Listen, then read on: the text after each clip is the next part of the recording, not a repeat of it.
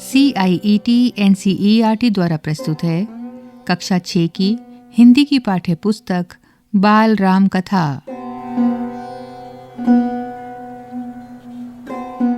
बारह पाठों की इस पुस्तक का अब प्रस्तुत है पहला पाठ, अवधपुरी में राम। पृष्ठ 1। यह कथा अवध की है और बहुत पुरानी है। अवध में सरयू नदी के किनारे एक अति सुंदर नगर था, अयोध्या। सही अर्थों में दर्शनीय, देखने लायक, भव्यता जैसे उसका दूसरा नाम हो। अयोध्या में केवल राजमहल भव्य नहीं था, उसकी एक एक इमारत आलीशान थी। आम लोगों के घर भव्य थे, सड़कें चौड़ी थीं, सुंदर बाग बगीचे, पानी से लबालब भरे सरोवर, खेतों में लहराती हरियाली, हवा में हिलती फसलें सरयू की लहरों के साथ खेलती थीं। अयोध्या हर तरह से संपन्न नगरी थी। संपन्नता कोने अंतरे तक बिखरी हुई, सभी सुखी, सब समृद्ध। दुख और विपन्नता को अयोध्या का पता नहीं मालूम था, या उन्हें नगर की सीमा में प्रवेश की अनुमति नहीं थी। पूरा नगर विलक्षण था, अद्भुत और मनोरम। उसे ऐसा होना ही था। वह कोसल राज्य की राजधानी था। राजा दशरथ वहीं रहते थे। उनके राज में दुख का भला क्या काम। राजा दशरथ कुशल योद्धा और न्यायप्रिय शासक थे। महाराज अज के पुत्र, महाराज रघु के वंशज, रघुकुल के उत्तराधिकारी। रघुकुल की रीति नीति का प्रभाव हर जगह दिखाई देता था। सुख समृद्धि से लेकर बात व्यवहार तक लोग मर्यादाओं का पालन करते थे। पवित्रता और शांति हर जगह थी, नगर में भी, लोगों के मन में भी। राजा दशरथ यशस्वी थे, उन्हें किसी चीज की कमी नहीं थी। राज सुख था, कमी होने का प्रश्न ही नहीं था। लेकिन उन्हें एक दुख था, छोटा सा दुख, मन के एक कोने में छिपा हुआ। वह रह रह कर उभर आता था, उन्हें सालता रहता था। उनके कोई संतान नहीं थी। आयु लगातार बढ़ती जा रही थी। उनकी 3 रानियां थीं, कौशल्या, सुमित्रा और कैकेयी। रानियों के मन में भी बस यही एक दुख था, संतान की कमी। जीवन सूना सूना लगता था। राजा दशरथ से रानियों की बातचीत प्रायः इसी विषय पर आकर रुक जाती थी। राजा दशरथ की चिंता बढ़ती जा रही थी। पृष्ठ 2। इस पृष्ठ पर एक चित्र दिया हुआ है, जिसमें एक योगी है। कुछ पौधे हैं जिन पर कुछ पुरुषों के चित्र हैं। कुछ पौधे बनाए गए हैं जिनके ऊपर स्त्रियों के मुख हैं।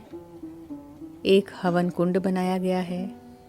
एक स्त्री है जिसके हाथ में कोई बर्तन है और कुछ हाथ दिए गए हैं स्त्रियों के जिन पर मेहंदी लगी हुई है। पृष्ठ 3।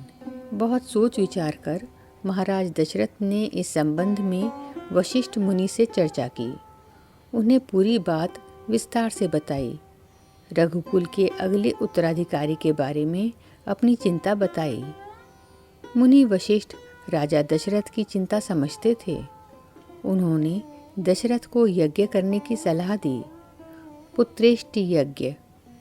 महर्षि ने कहा, आप पुत्रेष्टि यज्ञ करें महाराज, आपकी इच्छा अवश्य पूरी होगी।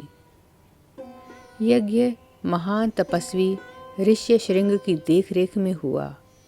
पूरा नगर उसकी तैयारी में लगा हुआ था। यज्ञशाला सरयू नदी के किनारे बनाई गई। यज्ञ में अनेक राजाओं को निमंत्रित किया गया। तमाम ऋषि मुनि पधारे। शंख ध्वनि और मंत्रोच्चार के बीच एक एक कर सबने आहुति डाली। अंतिम आहुति राजा दशरथ की थी।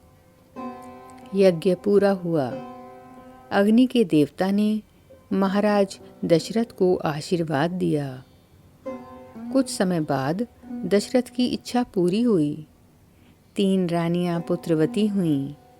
महारानी कौशल्या ने राम को जन्म दिया चैत्र माह की नवमी के दिन। रानी सुमित्रा के 2 पुत्र हुए, लक्ष्मण और शत्रुघ्न। रानी कैकेयी के पुत्र का नाम भरत रखा गया। राजमहल में खुशी छा गई। नगर में बधाइयाँ बजने लगीं। मंगल गीत गाए गए। हर ओर खुशी, उत्सव जैसा दृश्य। राजा दशरथ प्रसन्न थे। उनकी मनोकामना पूरी हुई। प्रजा प्रसन्न थी कि दशरथ की चिंता दूर हुई। नगर में बड़ा समारोह आयोजित किया गया। धूमधाम से आयोजन में दूर दूर से लोग आए। राजा दशरथ ने सबको पूरा सम्मान दिया। उन्हें कपड़े, अनाज और धन देकर विदा किया। चारों राजकुमार धीरे धीरे बड़े हुए। वे बहुत सुंदर थे, सुदर्शन। साथ खेलने निकलते तो लोग उन्हें देखते रह जाते। आंखें उनसे हटती ही नहीं थीं। चारों भाइयों में आपस में बहुत प्रेम था। वे अपने बड़े भाई राम की आज्ञा मानते थे। खेल कूद में लक्ष्मण प्रायः राम के साथ रहते। भरत और शत्रुघ्न की एक अलग जोड़ी थी। और बड़े होने पर राजकुमारों को शिक्षा दीक्षा के लिए भेजा गया। उन्होंने कुशल और अपनी विद्या में दक्ष गुरुजनों से ज्ञान अर्जित किया, शास्त्रों का अध्ययन किया, शस्त्र विद्या सीखी। चारों राजकुमार कुशाग्र बुद्धि थे। जल्दी ही सब विद्याओं में पारंगत हो गए। राम इसमें सर्वोपरि थे। उनमें कई अन्य गुण भी थे, विवेक, शालीनता और न्यायप्रियता। राजा दशरथ को राम सबसे अधिक प्रिय थे, ज्येष्ठ पुत्र होने के कारण और इन मानवीय गुणों के कारण भी। पृष्ठ 4। राजकुमार कुछ और बड़े हुए, विवाह योग्य। नगर में इसकी चर्चा होने लगी। महाराज दशरथ भी ऐसा ही चाहते थे, अपनी संतानों के लिए सुयोग्य वधुएं। परिजनों में चर्चा पहले से ही हो रही थी। बाद में पुरोहितों को भी इसमें शामिल कर लिया गया।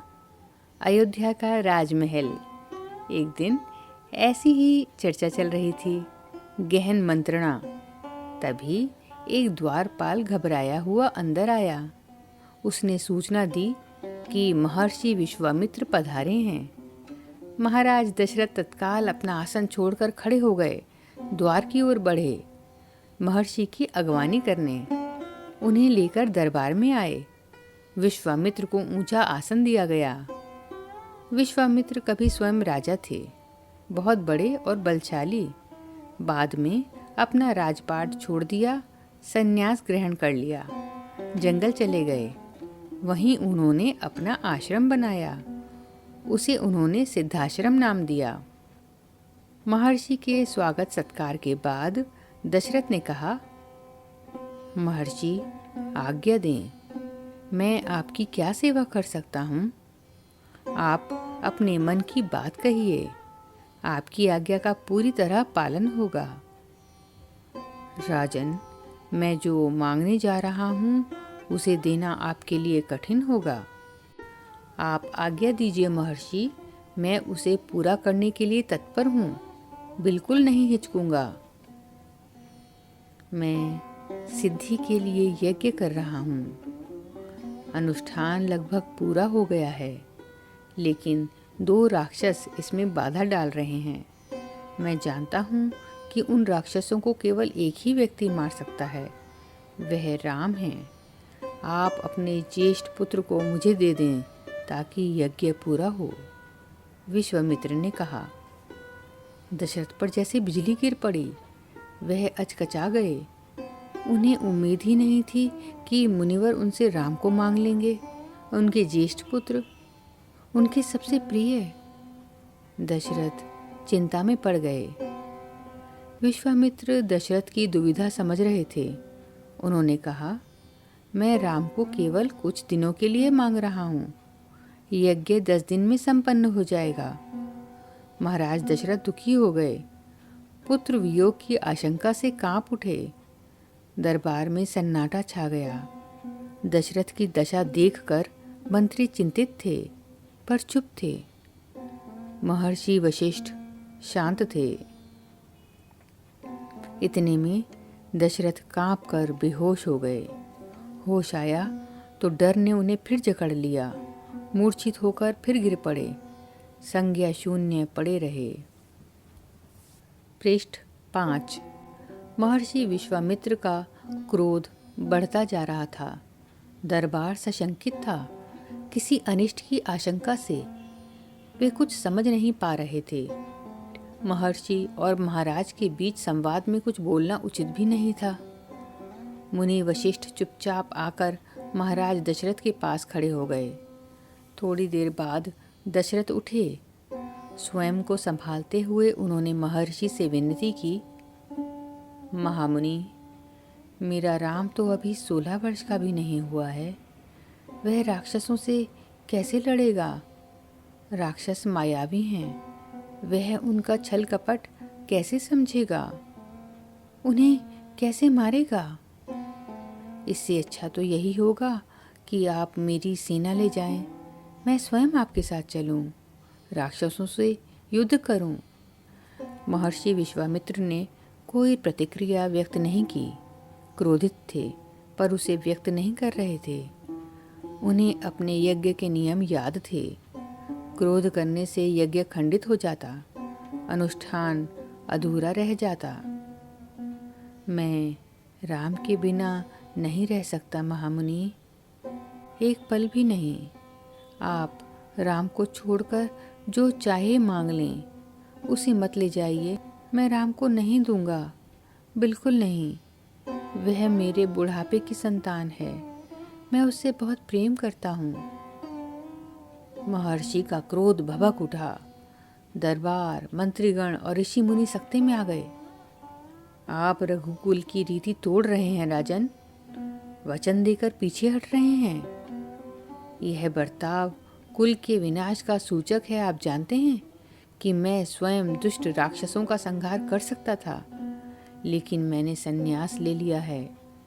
अगर आप राम को नहीं देंगे तो मैं यहाँ से खाली हाथ लौट जाऊंगा।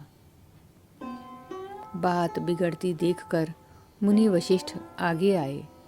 महाराज दशरथ को समझाया राम की शक्ति के बारे में, प्रतिज्ञा तोड़ने के संबंध में, महर्षि विश्वामित्र के साथ रहने पर राजकुमार राम को होने वाले लाभ के बारे में। राजन, आपको अपना वचन पूरा करना चाहिए। रघुकुल की रीत यही है। प्राण देकर भी आपके पूर्वजों ने वचन निभाया है। आप राम की चिंता ना करें। महर्षि के होते उनका कोई कुछ नहीं बिगाड़ सकता।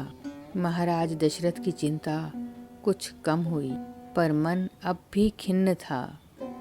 पुत्र बिछोह का दुख सभी तर्कों पर भारी पड़ रहा था। पृष्ठ 6। गुरु वशिष्ठ ने कहा, महाराज, महर्षि विश्वामित्र सिद्ध पुरुष हैं, तपस्वी हैं, अनेक गुप्त विद्याओं के जानकार हैं। वह कुछ सोचकर ही यहाँ आए हैं। राम उनसे अनेक नई विद्याएं सीख सकेंगे। आप राम को महर्षि विश्वामित्र के साथ जाने दें। राम को उन्हें सौंप दें। दशरथ ने मुनि वशिष्ठ की बात दुखी मन से स्वीकार कर ली, लेकिन वह राम को अकेले नहीं भेजना चाहते थे। उन्होंने विश्वामित्र से आग्रह किया, कहा कि वे राम के साथ उनके छोटे भाई लक्ष्मण को भी ले जाएं। महर्षि विश्वामित्र ने महाराज दशरथ का यह आग्रह स्वीकार कर लिया। राम और लक्ष्मण को तत्काल दरबार में बुलाया गया। महाराज दशरथ ने उन्हें अपने निर्णय की सूचना दी। दोनों भाइयों ने उसे सहर्ष स्वीकार कर लिया, सिर झुकाकर आदर सहित। इसकी सूचना माता कौशल्या को दी गई। बताया गया कि राम और लक्ष्मण वन जा रहे हैं। महर्षि विश्वामित्र के साथ नितांत गंभीर माहौल में स्वस्ति वचन हुआ। शंख ध्वनि हुई, नगाड़े बजे। महाराज दशरथ ने भावुक होकर दोनों पुत्रों का मस्तक चूमकर उन्हें महर्षि को सौंप दिया। दोनों राजकुमार बिना विलंब किए महर्षि के साथ चल पड़े, बीहड़ और भयानक जंगलों की ओर। विश्वामित्र आगे आगे चल रहे थे, राम उनके पीछे थे। लक्ष्मण राम से 2 कदम पीछे, अपने धनुष संभाले हुए, पीठ पर तोणीर बांधे, कमर में तलवार लटकाए। इसी के साथ कक्षा 6 की पाठ्यपुस्तक बाल राम कथा का पहला पाठ अवधपुरी में राम समाप्त हुआ। प्रस्तुति CIET NCERT नई दिल्ली, भारत।